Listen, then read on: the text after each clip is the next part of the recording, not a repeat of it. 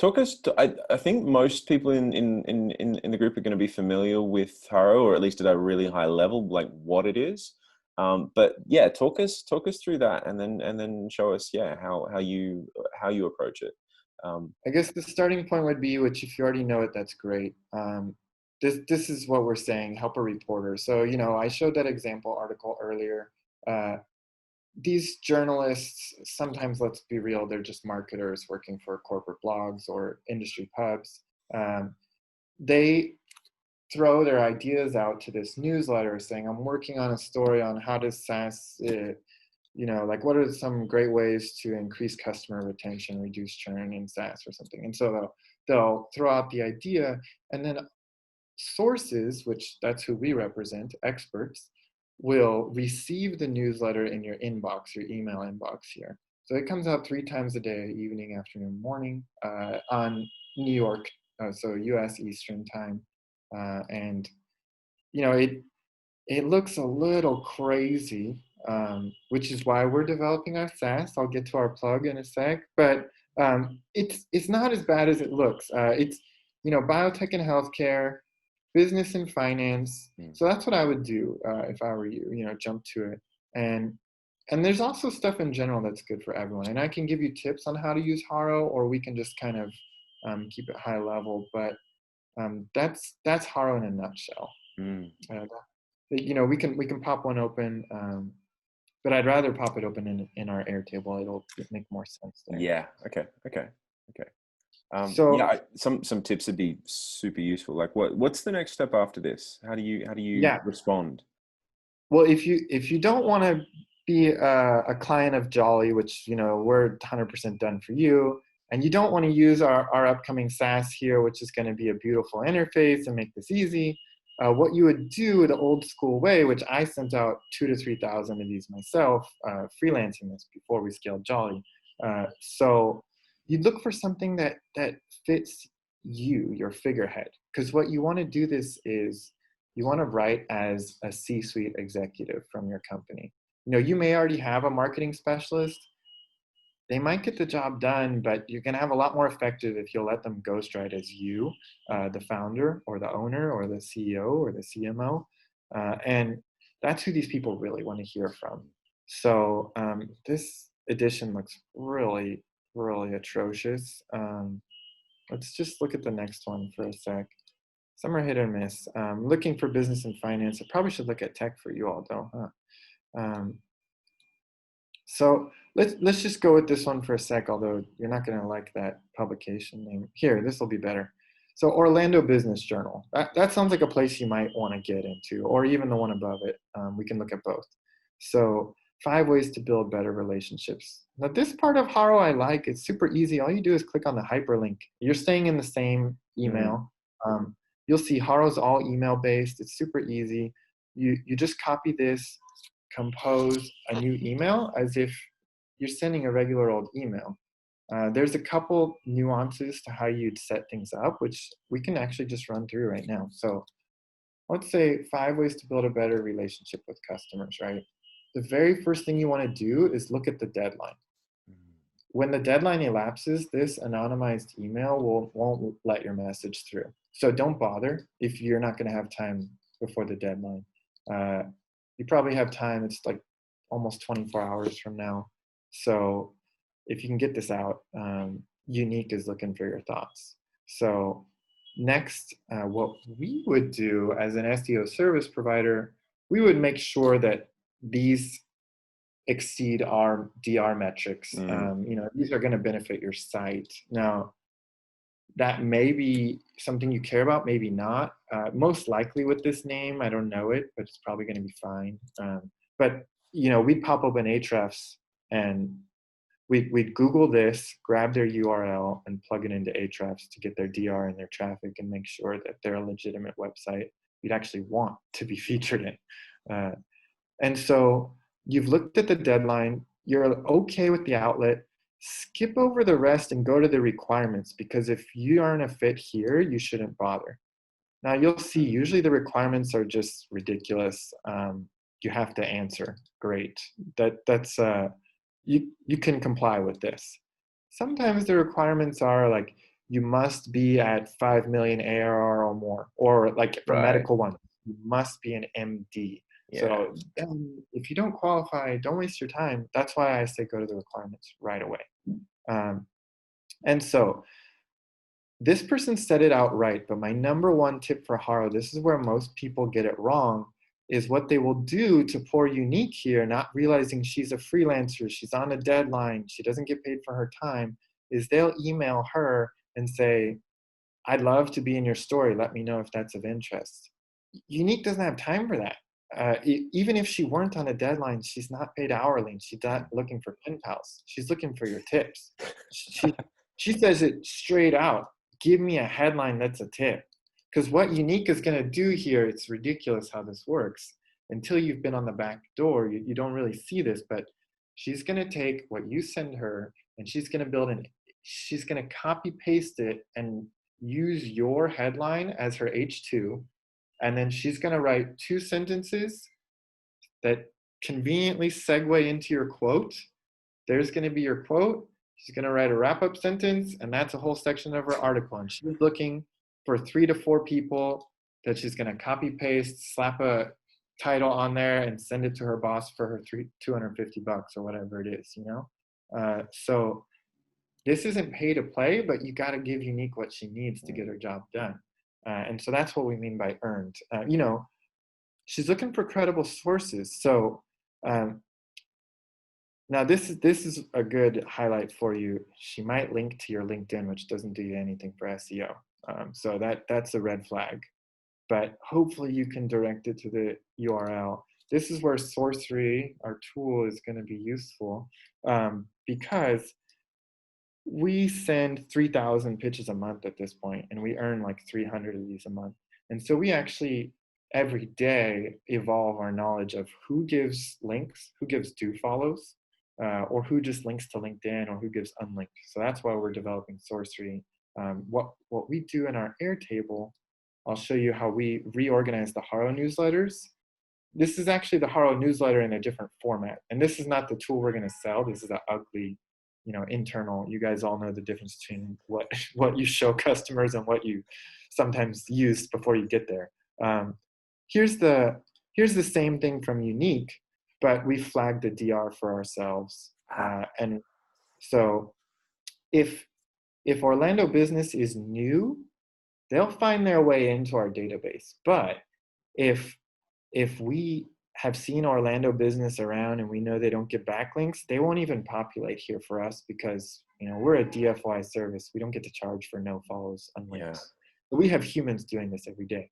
Sourcery is going to be a little different. We just want to recognize everybody wants everything.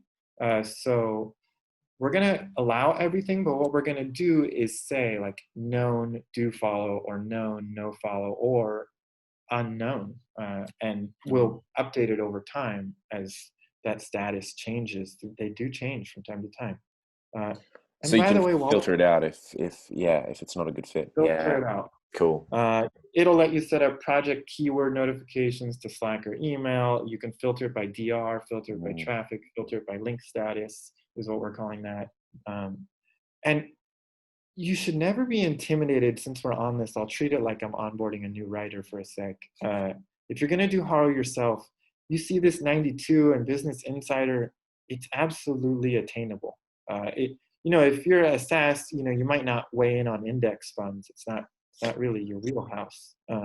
But, you know, and I don't know that I'd jump into politics, especially as ghostwriters. We have a strict rule on our team. We're not allowed to talk about politics. But certainly all of these, like who wouldn't want to be on the Bluehost blog or Business News Daily? You know, you can talk about how to create triggered emails, even if that's not your product. You can talk about that having been in sales, having been in marketing. People need to talk to business owners, Associated Press. This one doesn't give out links. They need to get off of here on our internal one. So yeah, that's how, just going back, since you might not want our SaaS, and that's fine. This is how you look at this. And, you know, I don't use this inbox to send HAROs, which I apologize for. But what you'd want is to say your title and you'd want both of these. Oh God, sorry. I think it's the other way around. Just forgive me being a tech noob here. So you'd want the naked URL, but then you'd also want to give them the hyperlinked anchor tag. Okay. It, So they know, it, yeah.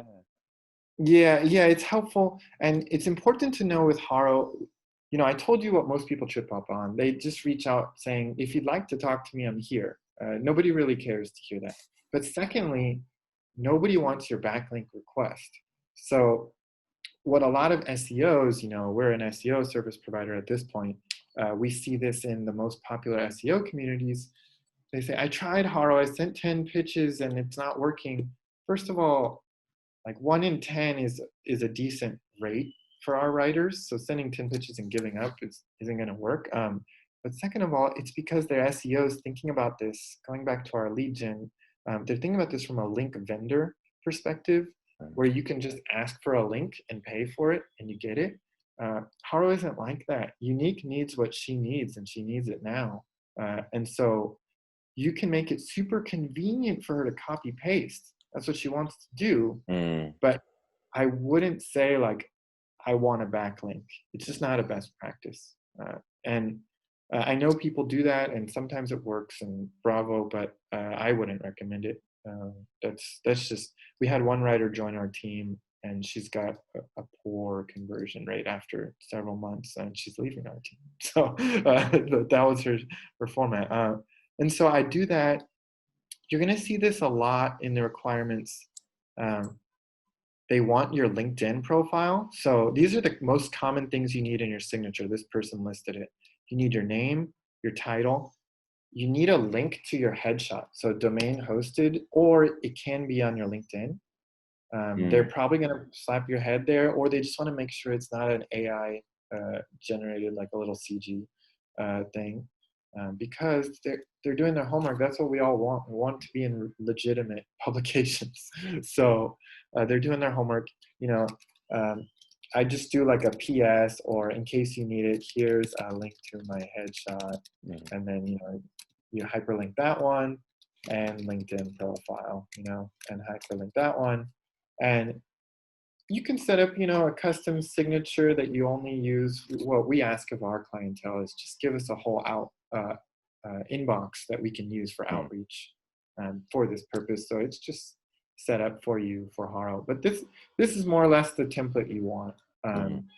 Branded, linked. They're only ever going to give you branded, so don't ask to your money pages, things like that.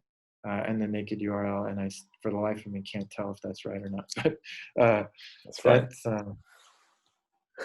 That's more or less what you want this signature to look at. So just remember when you're looking at this stuff, deadline, don't bother if you can't hit it. You got to use this unless they provide their personal, which they usually don't because they don't want you to have it. And then check the requirements. And obviously you want to get your company in relevant stuff, and that's the best for you too on conversion rate. They want to hear from people who are relevant to them. So in the subject line, Unique begged for you to write the title of her article for her. I don't know that you need to go that far every time, but I like to talk about my relevancy on a topic. Our top coach right now says he literally copies and pastes these. He's got a 1 in 5 conversion rate, which is roughly what I had too. I had like a 1 in 4.5, but he says these journalists have given him direct feedback. They search their inbox for this to find the pitches they want. Their inbox is just flooded with people requesting placements. So he's like, this is all I do. Sometimes I tack this on in the beginning. Greetings, Unique. And then the first sentence definitely, if we can keep going into it, never pitch your company, your product. You're going to get a delete. You don't do that in this game. And so, in my 7 years as a CEO, this is the preview text they're going to see in their inbox. So you want to cite your relevancy. The best ways to build a relationship with a customer is, and what I like to do is, let's say you got 2 ideas come to mind instantly, go with both. You're going to see later when we talk about building our writer team, which maybe would be useful right now. These are like pitches that work for us. And so this is the format I love, which is, like I just showed you, I'm the CMO of. What we do is we break up our different ideas, give them 2 to 3, that way they can choose which one they want. And we bold the first sentence. Make sure you add your space here and that person's off. But it's like a summary sentence. But what you want is every sentence to be what we call cut and pasteable. Remember, these freelancers literally want to copy and paste your pitch into their article. So make sure everything's as standalone as possible, but cohesive at the same time. So that's what we do. You're writing internet style here. You can't write 20 sentence paragraphs. You've got to write 2 sentence paragraphs for them. And then we bold that first one. Although it's adding friction on formatting, it's to call out each different idea. Notice we're not bolding every other word. It's not like direct response copy or anything. It's just, this is what I wanted to talk about in this one. And you could really dig in. So they can scan through the page and go, that's what I want. Copy and paste that. Right. Cool. This is it. Cool. We didn't have a good example subject line here, which we should have, but this is what our current best practices on 2,000 pitches a month. We do something like this, and you can play with it. I guess the last takeaway I have for you on HARO is just remember, it's wonderful here. She set us up. Every person on the receiving end is unique, so it's a human to human game here. You gotta kind of play with it and know like there's a human being on the other end of this one.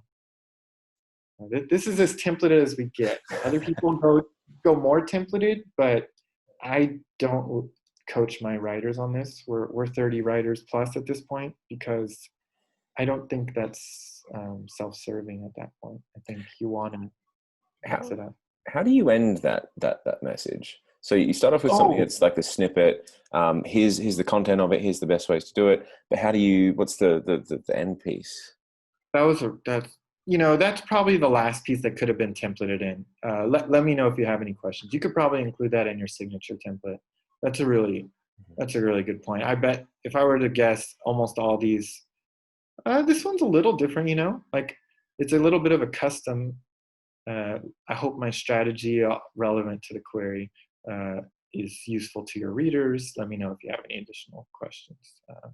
So that's I think that was a good one there. But it's very basic. You could come up with that. The meat of it is something you can never plagiarize. You can do all kinds of Googling you want if you're not an expert on the topic, but it'd be ideal if you give them something unique for their article, and you've got to give it to them in sound bites. So remember, not these lengthy paragraphs. As the expert that you are, you've got to give it to them in little clips. Do you are there any circumstances where you would send them a link to a video or an image? Would you include a phone number in there if they wanted to call you, or does that never happen?